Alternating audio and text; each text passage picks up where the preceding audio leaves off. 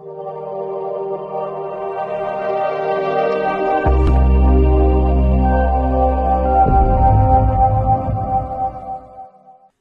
minggu ada saja parti politik akan umum.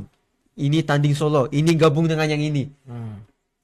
Kita tengok gabungan rakyat Sabah pada hari ini. Hari ini tiba-tiba ada dua parti politiknya, dua parti komponen keluar daripada gabungan. Lepas tu dalam Pakatan Harapan pun ada parti APCO keluar dari, bukan keluar tapi dia umum gunakan logo sendiri. Jadi dan Barisan Nasional pula mengatakan masih tunggu lah. Kita tengok keadaan dulu. Mungkin akan dengan PH, mungkin tanding solo dulu, tengok keadaan. Sebab Sabah ni dinamik sangat, susah nak tentukan. Cik setuju tak kalau saya kata pengundi hari ini di negeri Sabah dah terutamanya, pilihan raya negeri Sabah ni paling terdekat. Pengundi di negeri Sabah perlu pentingkan kestabilan. Kestabilan ni Kestabilan politik ini supaya segala isu yang kita nak selesaikan ni, kalau kita kata dia orang boleh selesaikan isu dalam masa yang terdekat, mungkin itu sangat mustahil. Ini saya sangat setuju. Saya ambil contoh lah. Kita ambil Sarawak.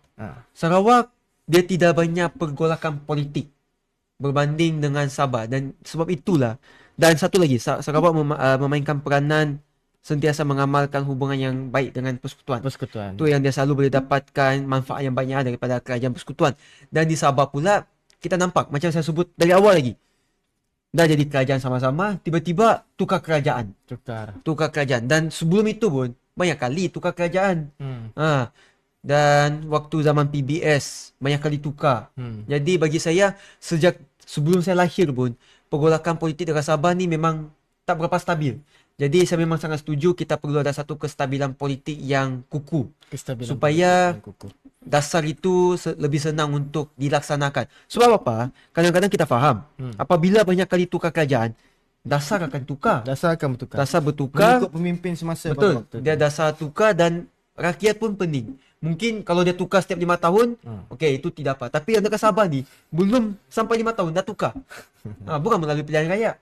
Pilihan rakyat 2020 pun sebenarnya dia belum full term pun. Dia baru jadi kerajaan 26 bulan.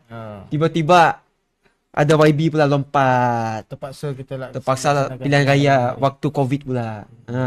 Jadi kita yang dekat bawah ni, rakyat dekat bawah ni, kita hanya tak mampu buat apa, hanya mampu mengundi. Tetapi saya harap mana-mana parti politik pun boleh pegang prinsip untuk memastikan ada kestabilan dekat Sabah.